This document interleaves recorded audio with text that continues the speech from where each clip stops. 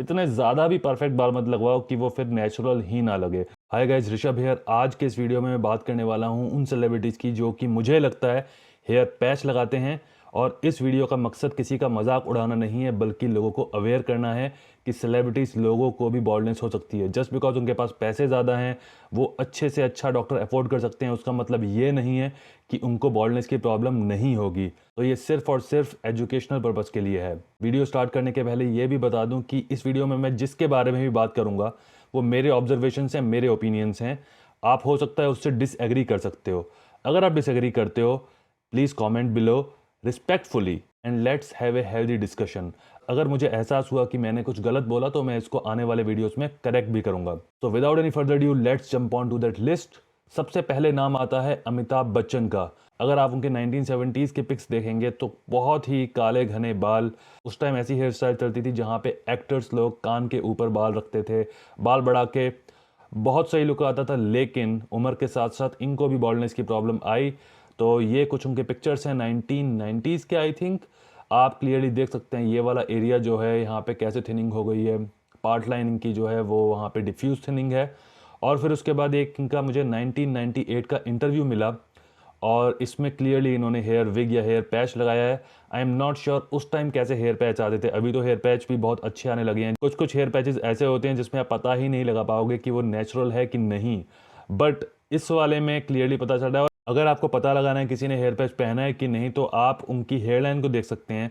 अगर वहाँ पे बहुत ही ज़्यादा डेंसिटी है और बहुत ही काले मोटे बाल हैं, मोस्ट लाइकली वो हेयर पैच है। और जहाँ पे आप मांग निकालते हो अपने सर पे, वहाँ पर भी अगर आप देखोगे स्कैल्प नहीं दिखता है, क्योंकि मोस्ट ऑफ द जो पैचेस होते हैं वो बहुत ही हाई डेंसिटी वाले होते हैं। तो अमिताभ बच्चन के केस में हेयर लाइन तो उतनी नहीं दिख रही है, बट क्लियरली आप देख सकते हो जो डिफरेंस है यहाँ पर और उसके बाद यहाँ पर इतने घने काले बाल। उसके बाद ये कई सालों से ये वाला हेयर पैच लगा रहे हैं जो कि काफ़ी रियल लग रहा है। एंड अगेन गाइज, जो हेयर पैच लगाते हैं लोग, 99% लोगों को हवा भी नहीं लगेगी ये बाल असली हैं कि नहीं हैं। वो तो हम लोग हैं, क्योंकि हम लोग हेयर लॉस से गुजर रहे हैं, हमें इतनी आदत हो जाती है बालों को देखने की, उस वजह से हम लोग ये सब चीज़ें नोटिस कर पाते हैं। आम आदमी को अगर आप ये फोटो दिखाओगे वो यही बोलेगा कि बहुत ही काले घने बाल हैं, ये पक्का अपनी केयर करते होंगे बालों की। बट अगेन गाइज, उनको नहीं पता कि बाल केयर करने का मतलब ये नहीं है कि आपके बाल कभी झड़ेंगे नहीं।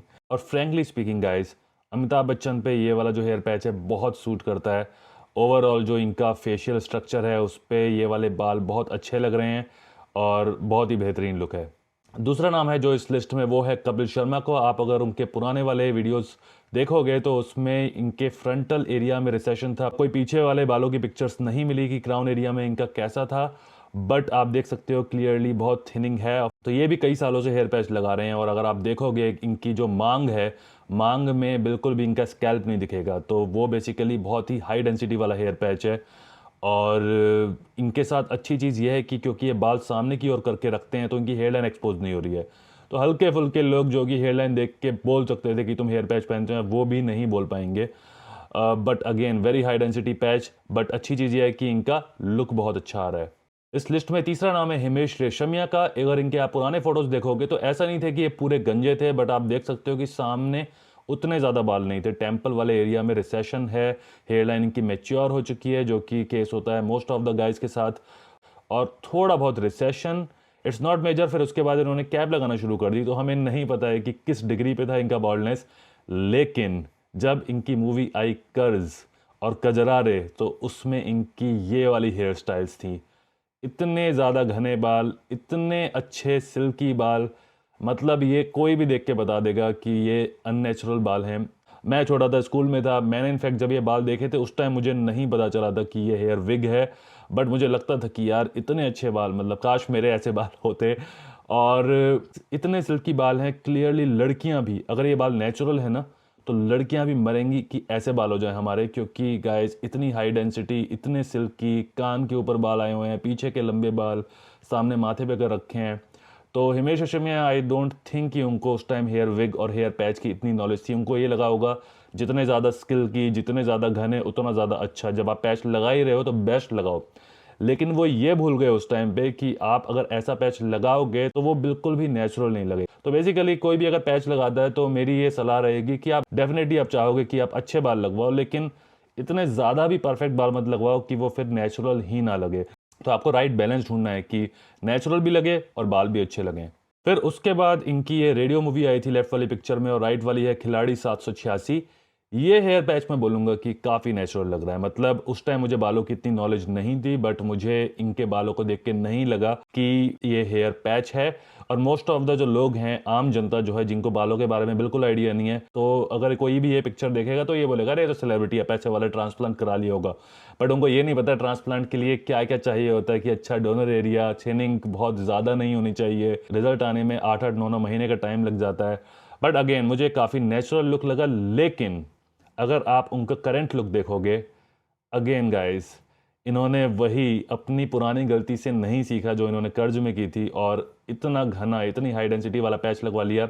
इनफैक्ट इसमें इनकी हेयर लाइन भी एक्सपोज नहीं हो रही है, उसके बाद भी साफ पता चल रहा है कि कुछ तो यहाँ पे गड़बड़ है, ये नेचुरल लुक नहीं है।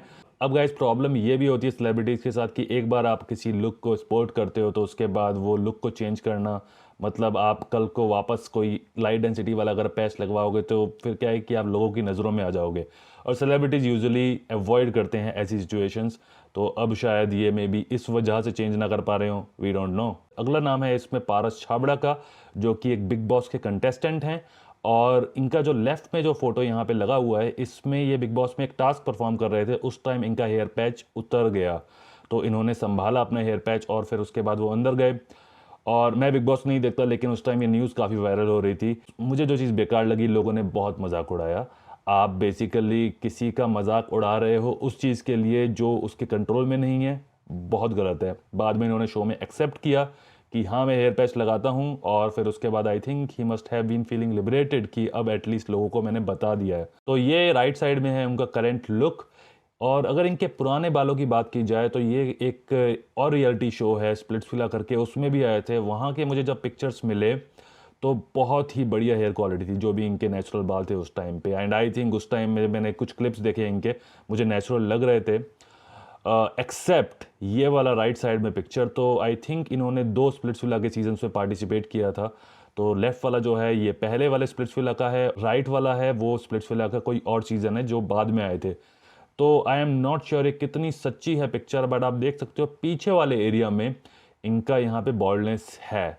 और फिर उसके बाद इन्होंने भी हाई डेंसिटी वाला हेयर पैच लगवाया, और आप देख सकते हो कि हेयर लाइन में जड़ें ही नहीं दिखाई दे रही हैं, जो कि सबसे बड़ा साइन होता है कि अगर किसी ने हेयर पैच पहन रखा हो। आखिरी नाम है इस लिस्ट में सलमान खान का। पहले ये चीज़ क्लियर करना चाहता हूँ कि वो अभी हेयर पैच नहीं पहनते, एटलीस्ट जो मुझे उनकी पिक्चर्स को देखकर लगता है। लेकिन एक टाइम आया था जब उन्होंने भी हेयर पैच पहना, तो मैं आपको दिखा देता हूँ। ये है उनकी पिक्चर जब उनके बाल झड़ रहे थे, शायद वो उस टाइम ट्रीटमेंट करा रहे थे इसलिए हेड शेव करवाया। आई थिंक 2002 या 2003 में जब इनका ये बॉल्ड लुक फेमस हुआ था।